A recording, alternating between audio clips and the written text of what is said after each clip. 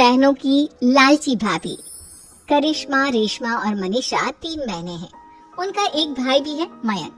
मयंक अपनी बहनों को बहुत प्यार करता है, लेकिन मयंक की पत्नी सविता इस मामले में मयंक से बिल्कुल ही अलग है।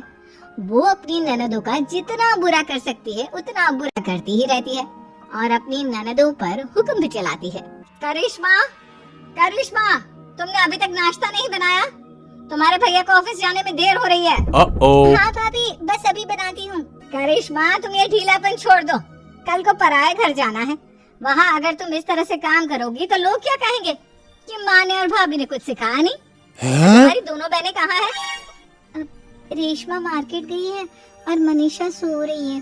Oh, no. क्या? सुबह के 8 बज रहे हैं और ये महारानी अभी भी सो रही है?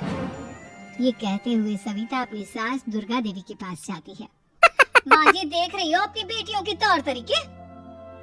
क्या हुआ बहू, सुबह सुबह क्या कर दिया मेरी बेटियों ने?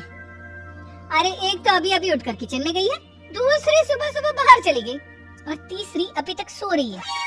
क्या करूं मैं इन तीनों का, मैं तो परेशान हो गई हूँ। जा जाकर उठा उसे और रेशमा से मैं बात करती हूँ। सविता सीधा मनीषा के कमरे में जाती है और उससे कहती है, महारानी जल्दी उठो, सूरज सर पर आ गया है। भाभी थोड़ी देर और सोने दो ना, मैं रात को लेट सोई थी। वो क्या ना, यूनिट टेस्ट चल रहा है। शराफत से उठती है या नहीं, या फिर पानी की भरी बाल्टी डालूं तेरे ऊपर? नहीं भाभी, मुझे बिस्तर में नहीं लाना, उठती हूँ मैं। मनीषा जल्दी से उठकर बाथरूम में चली जाती है। सभी आराम से बैठकर नाश्ता कर रहे होते कि तभी रेशमा बाजार से हाथ में सामान लिए आ जाती है। रेशमा को देखते ही सविता उस पर बरस पड़ती है। लो, आ गई महारानी। ऐसा भी क्या सामान लाना था जो सुबह आंख मलते ही बाजार की तरफ रवाना हो गई? भाभी, कल आप ही तो चीख रही थी कि घर का सारा सामान मुझे ही लाना पड़ता है, घर में किसी को भी किसी काम से कोई लेना देना नहीं है। अब मैं बाजार जाकर सामान ले आई तो आपको इस बात से भी तकलीफ हो रही है? Oh, no. देख रही हो माँ जी, अपनी बेटी की जुबान कैंची से भी तेज चलती है। और मयंक, आप तो कुछ कहेंगे नहीं अपनी लाडली बहन को? रेशमा, अपनी भाभी से ऐसे बात नहीं करते। चलो माफी मांगो। भैया, मैं क्यों माफी मांगू? अब भाभी से बोली ना कि हम पर कम हुक्म चलाया करे। हम इस घर की बेटियां हैं और आपकी पत्नी की ननद है, नौकरानी नहीं। इनकी भलाई के लिए कुछ भी बोलो तो इन्हें बुरा लग जाता है। इस घर में यही इज्जत है मेरी। देख लो माँ जी, आपकी बेटी किस लहजे में मुझसे बात कर रही है। सविता वहाँ से चली जाती है। मयंक को बहुत गुस्सा आता है, वो भी वहाँ से चला जाता है। फिर करिश्मा रेशमा को समझाती है, रेशमा, तुम्हें भाभी से माफी मांग लेनी चाहिए थी ना। लेकिन दीदी, मैंने कुछ किया ही नहीं, तो मैं माफी क्यों मांगू? हाँ करिश्मा दीदी, रेशमा दीदी जैसे ही घर में आई भाभी ही उन पर चिल्ला रही थी। हाँ, मैं मानती हूँ कि गलती भाभी की थी। मैं तो इसलिए बोल रही हूँ कि भाभी ने माँ को तो पूरी तरह अपने वश में कर लिया है। वो हमारी बात सुनती ही नहीं। मयंक भैया हमारे लिए हमेशा खड़े रहते हैं, इसलिए उनकी बात का मान तो तुम्हें रखना चाहिए था ना।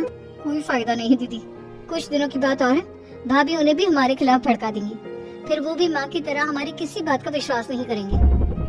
इसी तरह सविता अपनी तीनों ननदों को किसी न किसी बात पर परेशान करती रहती थी। एक दिन मयंक अपनी तीनों बहनों के लिए गिफ्ट लाया। क्या रेशमा, ये तुम्हारे लिए हार का सेट। रेशमा, तुम्हारे लिए सुंदर सी ड्रेस। और मनीषा, तुम्हें किताबें पसंद है ना, तुम्हारे लिए किताबें लाया हूँ। थैंक यू भैया। थैंक यू भैया।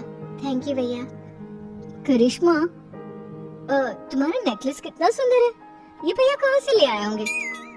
मैंने भैया को 3 दिन पहले फोन पर ये डिजाइन दिखाया था और आज भैया ये ले आए।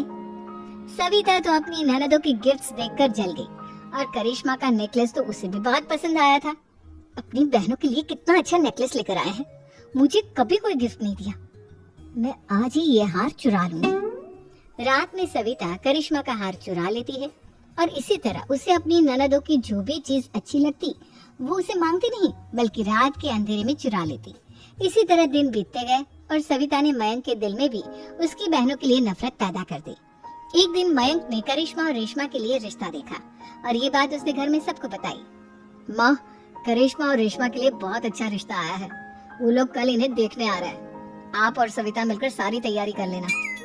ये सुनकर करिश्मा और रेशमा खुश हो जाती है, लेकिन सविता सोचती है, अगर इन दोनों बहनों की शादी हो गई तो घर और बाहर का काम कौन करेगा? मनीषा तो एक नंबर की कामचोर है, उससे तो किसी बात की उम्मीद लगाना ही बेकार है। मुझे इस शादी को रोकना होगा। अगले दिन सभी लड़के वालों के स्वागत की तैयारी करने में लगे होते हैं। तभी मयंक अपनी बहनों से आकर कहता है, तैयार हो गए तुम दोनों? देखो दोनों लड़के बहुत अच्छे हैं, मैं कोई कसर नहीं छोड़ना चाहता, इसलिए तुम उनके सामने अच्छे से बिहेव करना और अपनी भाभी से लड़ने मत लग जाना। करिश्मा, तुम वो नेकलेस पहन लो ना जो मैं तुम्हारे लिए लाया था। भैया मैं बहुत देर से वो नेकलेस ढूंढ रही हूँ, लेकिन मुझे मिल ही नहीं रहा। क्या तुमने नेकलेस खो दिया? तुम्हें पता भी है वो कितना महंगा था? तुम कोई काम ढंग से नहीं कर सकती। मयंक गुस्से में वहाँ से चला जाता है। थोड़ी देर बाद लड़के वाले भी आ जाते हैं। वो दोनों बहनों को पसंद कर लेते हैं और रिश्ता पक्का हो जाता है। लेकिन सविता के दिमाग में तो कुछ और ही खिचड़ी पक रही थी। वो पंडित जी के पास करिश्मा की कुंडली लेकर जाती है और उन्हें पैसे देकर करिश्मा की कुंडली बदलवा देती है। जब लड़के वालों के पास करिश्मा की कुंडली जाती है तो वो दुर्गा को फोन करते हैं। बहन जी, हमने करिश्मा की कुंडली अपने पंडित जी को दिखाई थी। आपकी बेटी की कुंडली नहीं बल्कि दोषों का पिटारा है।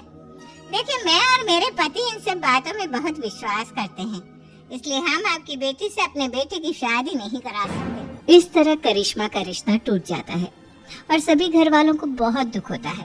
अब कविता सोचती है, चलो करिश्मा का तो रिश्ता टूट गया, अब रेशमा का भी रिश्ता तोड़ना है। क्या करूं?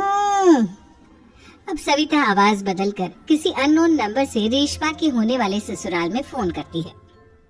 हेलो, मैं कौन हूँ कौन नहीं ये आपके लिए जानना जरूरी नहीं, बस इतना सुन लो कि रेशमा का 2 साल से किसी के साथ अफेयर चल रहा है। बस रेशमा का रिश्ता तोड़वाने के लिए सविता का इतना कहना काफी था। अब रेशमा का भी रिश्ता टूट गया। मयंक और दुर्गा देवी ने रेशमा को खूब खरी खोटी सुनाई और उससे बार बार उस लड़के के बारे में पूछने लगे। आप दोनों मुझे क्यों परेशान कर रहे हो? अरे कोई लड़का होगा मेरी लाइफ में तो मैं बताऊंगी ना, जब कोई है ही नहीं तो कहाँ से लाऊं मैं कोई लड़का? तो तेरे होने वाले ससुराल वालों को फोन किसने किया था? माँ मैं नहीं जानती किसने फोन किया था, मैं सच कह रही हूँ। मैं तो पहले ही कह रही थी इसकी लगाम खींच कर रखो, लेकिन मेरी सुनता ही कौन है? आप चुप रहिए भाभी, ये सब आपका ही किया धरा है। अब तीनों बहनों को विश्वास हो जाता है कि ये सब उनकी भाभी ही कर रही है। तीनों बहनें अपनी भाभी को सबक सिखाने के लिए एक वकील कर लेती हैं और घर में हिस्सा मांगा। देखो भैया, माँ बाप की जायदाद में जितना बेटों का हक होता है उतना ही बेटियों का, इसलिए इस घर के 4 हिस्से होंगे और हमें अपना हिस्सा चाहिए। मैंने तुम्हारे लिए क्या क्या नहीं किया और तुम इस घर में हिस्सा मांग रही हो? भैया, आप और माँ हम बहनों की कोई बात नहीं सुनते हो और भाभी हमारी शादी नहीं होने देगी क्योंकि उन्हें लगता है कि आप हमारी शादी में ज्यादा पैसा लगाओगे और उन्हें हम जैसी फ्री की नौकरानी कहाँ मिलेगी। तो हम भाभी के साथ तो रह नहीं सकते, हम बहनों को अपना हिस्सा चाहिए। अरे तुम्हें शर्म आनी चाहिए अपनी भाभी पर ऐसा इल्जाम लगाते हुए, वो तुम्हारे बारे में कितना सोचती है। हाँ माँ, भाभी हमारे बारे में बहुत सोचती है, दिन रात बस यही सोचती रहती है कि किस तरह से अपनी तीनों ननदों को परेशान करूं और कभी मुझे पढ़ने भी नहीं देती। दोनों बहनों का रिश्ता भी तो इन्होंने ही तोड़वाया है और रात में हमारे कमरे में आकर हमारी चीजें भी चुराती हैं। इसी तरह सविता की तीनों ननदें अपनी बात पर अड़ी रही। अब कोर्ट में तारीख भी शुरू हो गई। जब सविता को लगा कि उसकी तीनों ननद इतनी आसानी से नहीं मानने वाली, तो उसने अपने पति और सास को सारी सच्चाई बता दी और अपनी तीनों ननद से माफी मांगी। मयंक और दुर्गा को भी अपनी गलती का एहसास हो गया। अब सविता खुद करिश्मा और रेशमा के लिए अच्छा रिश्ता ढूंढती है और उनकी शादी करवाती है।